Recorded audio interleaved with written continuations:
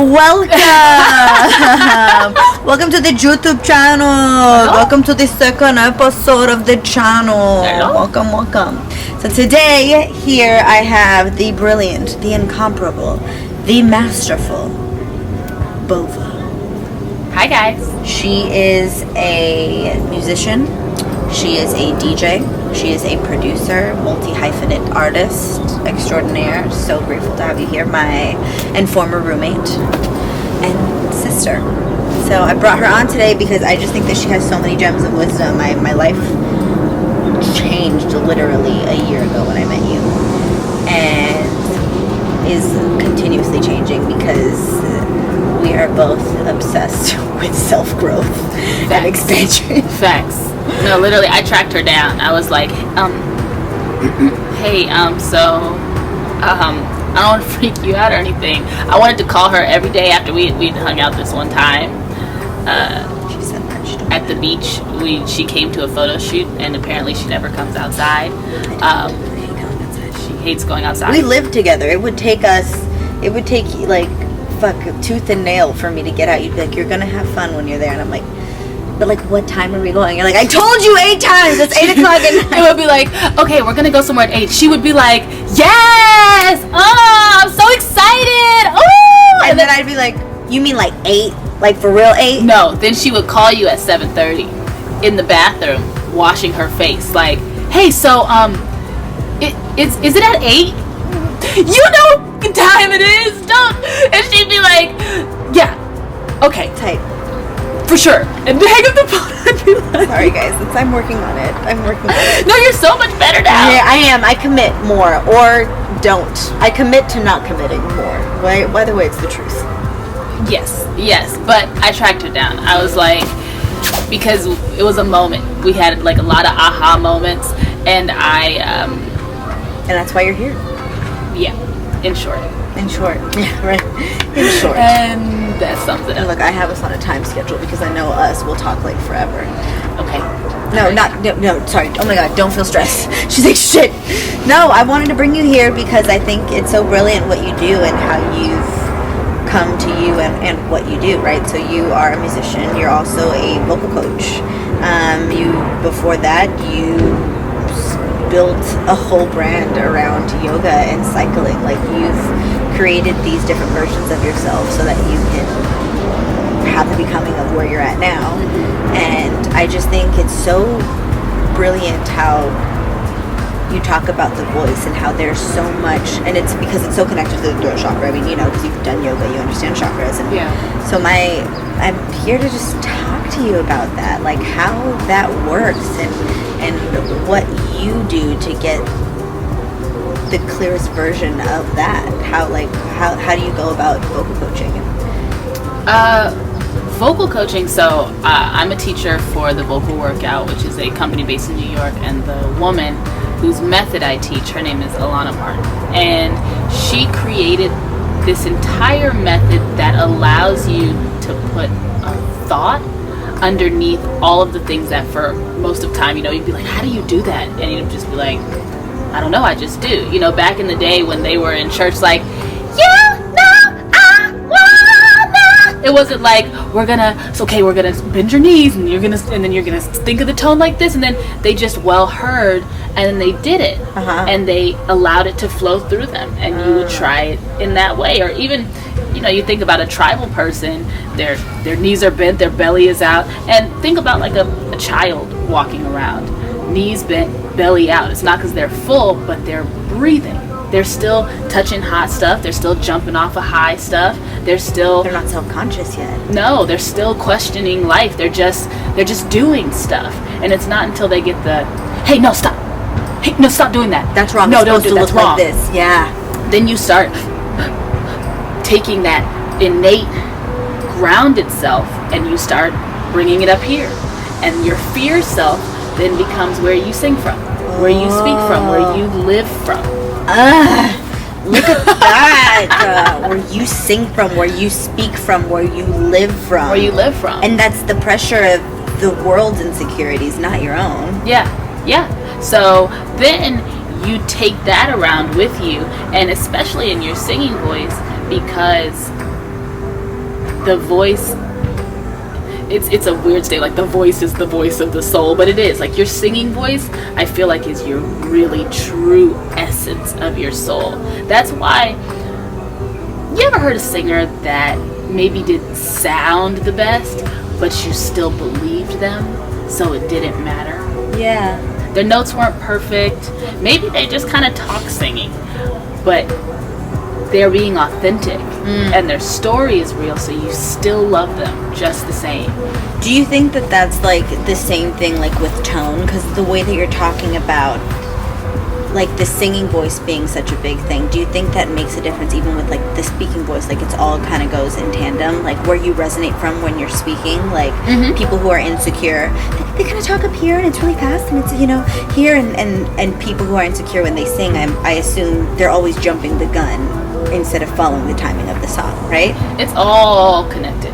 It's all, I mean, you know, we say this all the time. How you do anything is how you do everything. A bar. How you do anything is how you do everything. I love that. I say that almost damn near every day. Because it's facts. If you try to, I think one of my biggest downfalls in life was ever trying to fix situational problems. So it'd be like, oh, I did that one thing, I'll never do that thing again. But that's not the root of the problem. The root is much deeper than that, and it's an insecurity, or it's a fear, or it's a bad habit you picked up, or a way that you feel about yourself. And so that also shows up in your singing voice, in your inability to do a lot of things. Your inability to hit those high notes has nothing to do with you can't sing high notes. Your high notes are just notes. They're just frequencies. So as you go up higher, you learn how to get into those spaces by way of where, just think about like a chipmunk sounds like right here, and so then like if you were to sing, it will be right here, you know? Hold on, let me check this camera because we did this already and the camera stopped. Like, y'all, I'm trying her. I stay here. She's gonna just be cute real quick. Okay, we're still recording. It's happening. God damn. Yes. Yo, okay, I love that. That makes sense. The frequency of your voice. So just so you guys know too, like as we're talking about the singing voice, it's not just for the singing voice, it's for the speaking voice as well. What was this? The chills. Okay. I was trying that, you know, when you get the chills and you're like, oh. So I tried to do it in a cute way, but it's so scary. It's okay, live your truth, shake it out. I love that.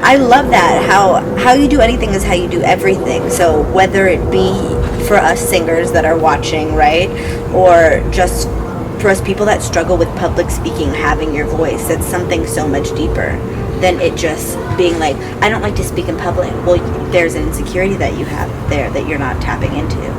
I mean, the reality of the situation is speaking in general, being able to speak up for yourself, being able to make a statement and not always ask a question, I was listening to a audiobook today, and it was talking about how there was a rise in around the 2000s in making your voice go up at the end of a phrase instead of going down. And so, you know, you'll say something like, I really don't like that.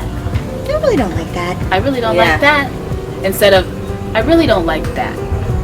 That's a firm phrase. The other one sounds like a question, or maybe leaves room for, I don't know.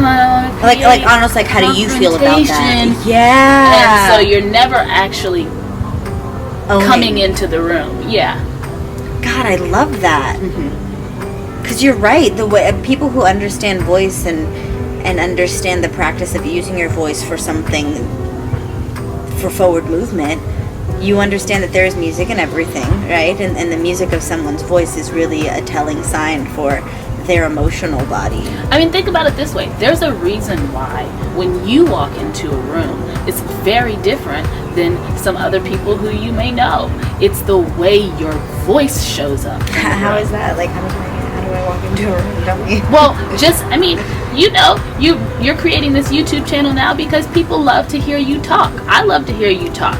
You show up, right? So even if you're right here and you are talking and you're making statements and you'll ask a question, oh, okay, so that means that da-da-da-da-da, right? And that authority, that movement, that assertion, that belief comes through in your voice.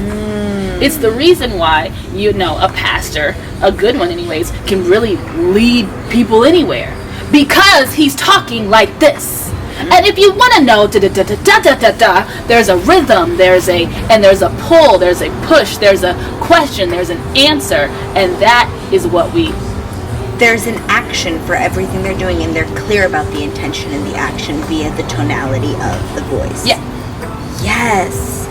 Wow, it's so interesting because I've never thought about it that way, which I should. I'm an actress. That's the whole point, because now as I'm thinking about what you're saying, my voice from Lydia on Gentefied is so much more deep and grounded and assertive, and she's here. She doesn't really do much, not she's that she doesn't do much. She's cool as shit. Lydia's way cooler than I am, y'all.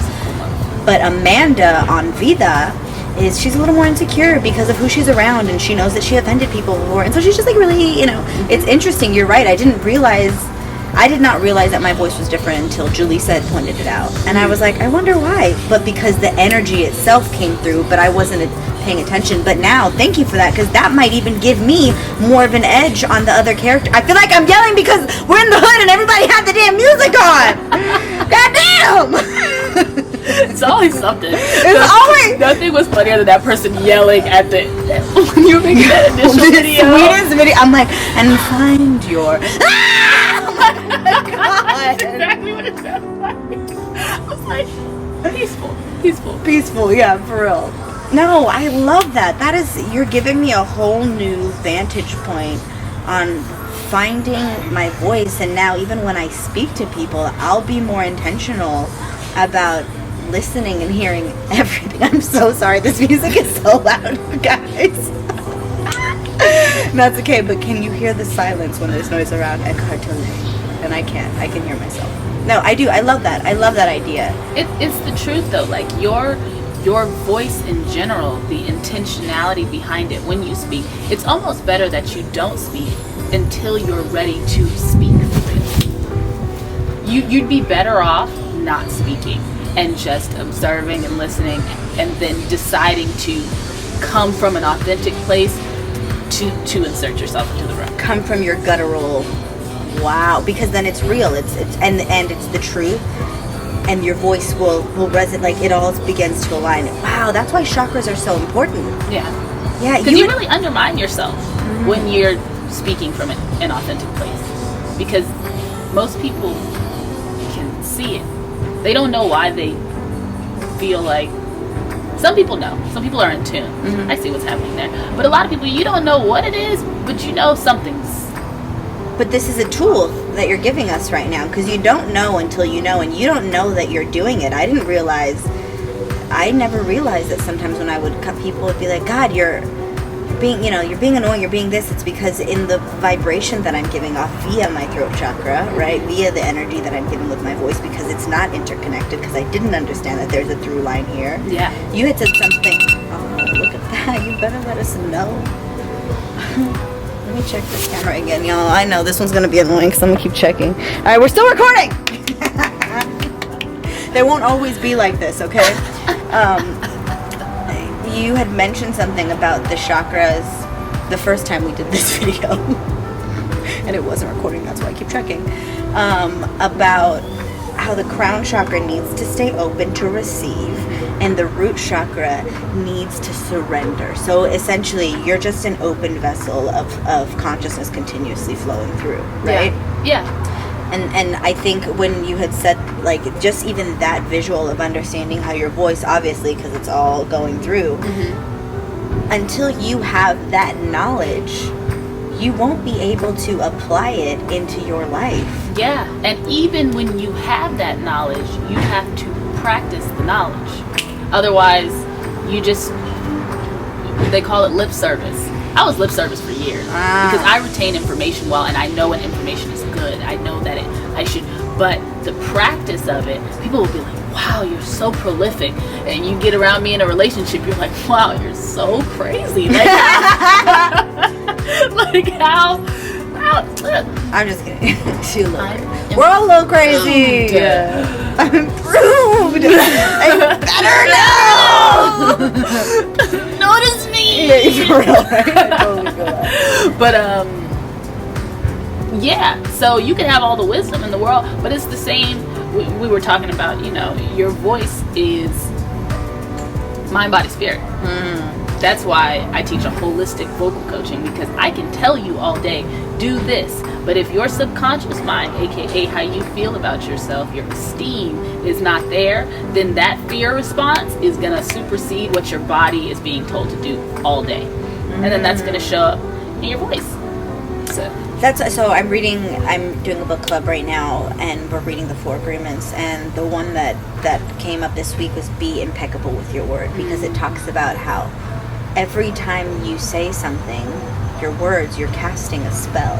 Yeah. So it's so interesting how you're right. Like, it is all interconnected, and how you do anything is how you do everything. So every time you are speaking and using your throat chakra, are you using it for white magic, or are you using it to condemn and not speak the truth, right? Because the truth is, we are all made perfect and beautiful, and everything is great and grand. It is us and the world around us that tells us it isn't so. And so that's us not being connected and understanding that we're open here and we release here. I love that. God, the practice, it is a practice. It is what we had talked about before, the discipline, right? Discipline grants freedom. She was the one, you guys, that taught me that. I'm the queen of, like, sometimes you have to roll on the floor for 30 hours. And she's like, no, Annie, yes, no. So, like, you definitely taught me by way of example, which I think is the best teacher. Living with you for, the time that we lived together was such a beautiful example of how there is so much freedom in discipline. And I don't like to use the word discipline because it feels painful to me. But she does. But that's why there's language, right? So we could have different words, right? I like to use the word practice, so I love that you say it in that way. It just feels, for me, it feels more gentle. Gentle. But as you said, it is a practice of thank you for respecting that. It is a practice. So how can we implement this practice of owning our voice more? How do you think we start with that? Like, owning, where do you think that starts? I know it's a very loaded question. I'm sorry, I threw a lot at you right now. Where do you start with practicing using your voice? I think where you start from is being honest. And we've talked about that before. Like, how do you feel? Don't say you don't know. You know. How do you feel? Be impeccable with your word. Be honest. Impeccability is without sin. It's the reason why, you'll be like, yeah, I heard this one time that, and you'll give me a fact, and I'll say, where'd that come from? And you'll be like, I don't know, but I heard it one time. And I'm like, look it up.